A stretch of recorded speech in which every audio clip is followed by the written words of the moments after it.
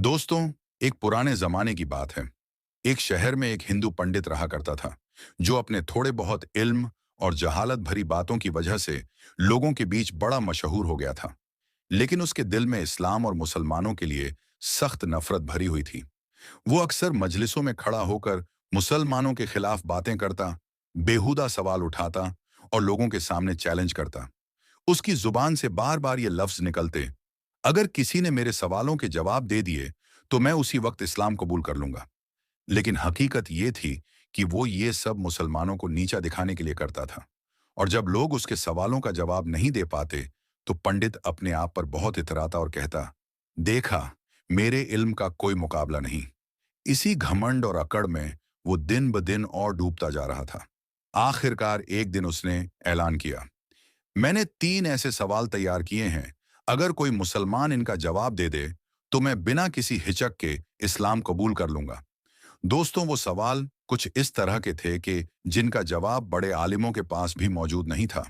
और इस तरह से उस हिंदू पंडित का डंका एक बार फिर से जोर पकड़ गया। उस हिंदू पंडित के वो 3 सवाल कुछ इस तरह के थे। उसका पहला सवाल तो ये था कि जब आज तक किसी ने अल्लाह को देखा नहीं है, तो फिर तुम लोग पहले कलमे में अल्लाह के एक होने की गवाही कैसे देते हो?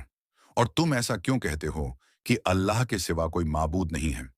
उसका दूसरा सवाल यह था कि जब हर चीज पर अल्लाह कादिर है, तो दुनिया में जो कुछ भी होता है वो अल्लाह की मर्जी से होता है, तो फिर दुनिया में किसी बुरी बात के लिए इंसान कसूरवार क्यों कहलाएगा?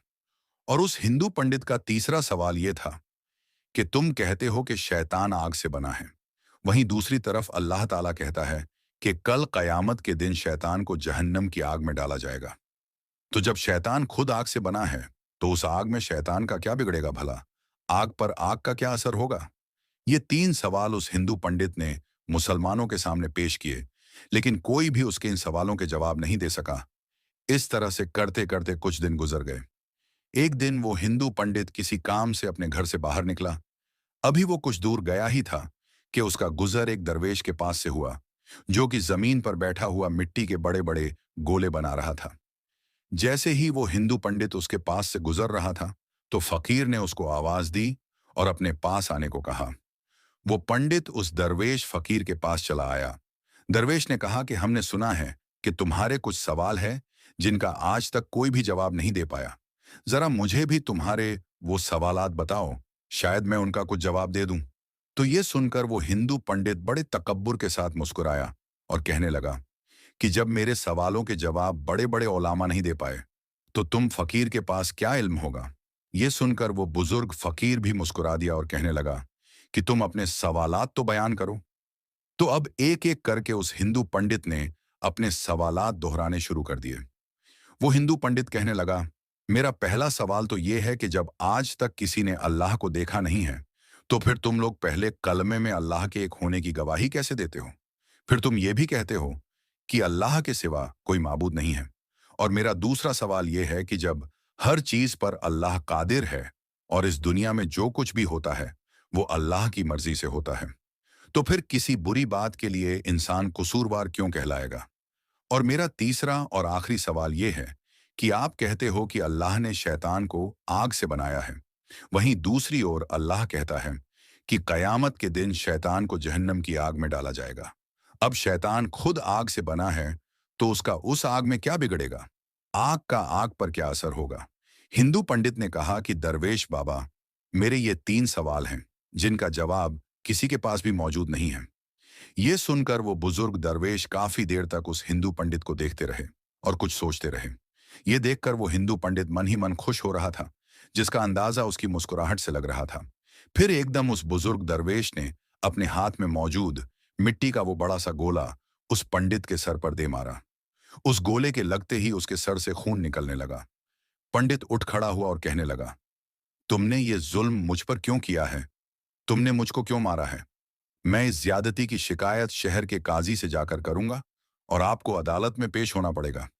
इतना कहकर वो हिंदू पंडित सीधा काजी साहब के पास पहुंच गया और अपना मुद्दा बयान कर डाला। उस पंडित के सर से अभी भी खून बह रहा था और तकलीफ से उसका बुरा हाल हो रहा था। खैर, उसके बाद बुजुर्ग दरवेश को भी काजी साहब के सामने पेश किया गया।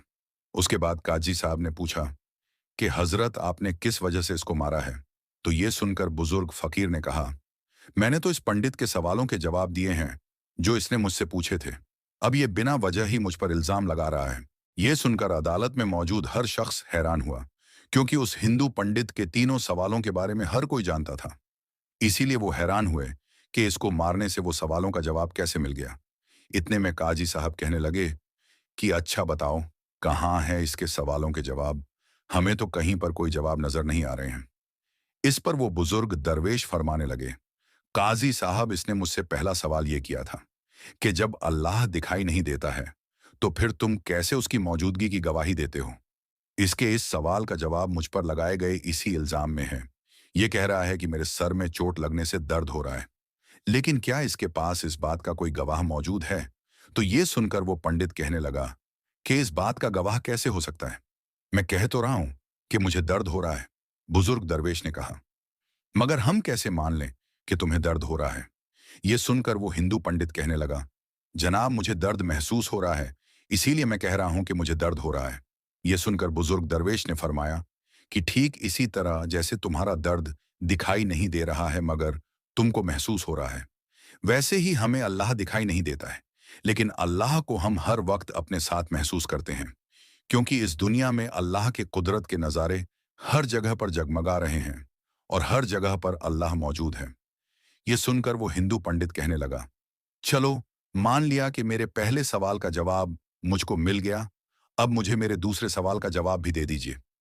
ये सुनकर वो बुजुर्ग बाबा बोले, तुम कहते हो कि जो भी करता है वो अल्लाह ही करता है, तो फिर किसी बुरे काम का कसूरवार कोई इंसान कैसे कहलाएगा? अब तुम्हारे इस सवाल का जवाब भी इसी इल्जाम में मौजूद है जो तुमने मुझ पर लगाया है। जब सब अल्लाह ने किया है तो फिर इसमें मेरा क्या कसूर है? तुमने मुझ पर इल्जाम क्यों लगाया है? अब उसके दूसरे सवाल का जवाब भी उसके सामने था। ये सुनकर वो हिंदू पंडित कहने लगा, अच्छा चलो, मान लिया कि मुझे मेरे दूसरे सवाल का जवाब भी मिल गया, लेकिन क्या आपके पास मेरे तीसरे सवाल का जवाब मौजूद है? वो बुजुर्ग दरवेश कहने लगे, तुम्हारा तीसरा सवाल ये है कि शैतान आग से बना है और अल्लाह कहता है कि कयामत के दिन शैतान को आग में डाला जाएगा। तो उस आग में शैतान का क्या बिगड़ेगा? आग का आग पर क्या असर होगा? अब तुम ये बताओ कि तुम किस चीज से बने हो? वो हिंदू पंडित कहने लगा, मैं मिट्टी से बना हूं। तो ये सुनकर बुजुर्ग दरवेश पूछने लगा कि वो गोला जो मैंने तुम्हारे सर पर मारा था वो किस चीज से बना था? तो पंडित कहने लगा, वो भी मिट्टी का बना हुआ था। इस पर बुजुर्ग ने कहा, बिल्कुल ठीक, जैसे तुम मिट्टी से बने हो और वो गोला भी मिट्टी से बना था जिससे तुम्हारा सर फट गया है। अब अगर तुम ये कहते हो कि शैतान आग से बना है और कयामत के दिन जब उसको जहन्नम की आग में डाला जाएगा तो उस आग का शैतान पर क्या असर होगा? तो इस तरह से तुम्हें भी मिट्टी के गोले से कुछ नहीं होना चाहिए था, लेकिन तुम्हारा तो सर जख्मी हो गया। बिल्कुल ऐसे ही कयामत के दिन दोजक की आग शैतान को जलाकर राख कर देगी, शैतान को तड़पाकर रख देगी। वो हिंदू पंडित ये सुनकर बहुत ही हैरान हुआ, और यही नहीं बल्कि उस अदालत में मौजूद हर शख्स ये सुनकर बहुत हैरान था कि किस तरह एक बुजुर्ग दरवेश, एक फकीर बाबा ने एक हिंदू पंडित को लाजवाब कर दिया। उसके बाद वो हिंदू पंडित वहीं अदालत में कलमा पढ़कर मुसलमान हो गया। प्यारे दोस्तों, बेशक अल्लाह ताला बहुत करीम है, जिसको चाहे जहां पर चाहे हिदायत दे दे। अल्लाह जब चाहे किसी को बख्श दे। अल्लाह हर चीज पर कादिर है। इन अल्लाह अला कुल्ली शैइन कदीर।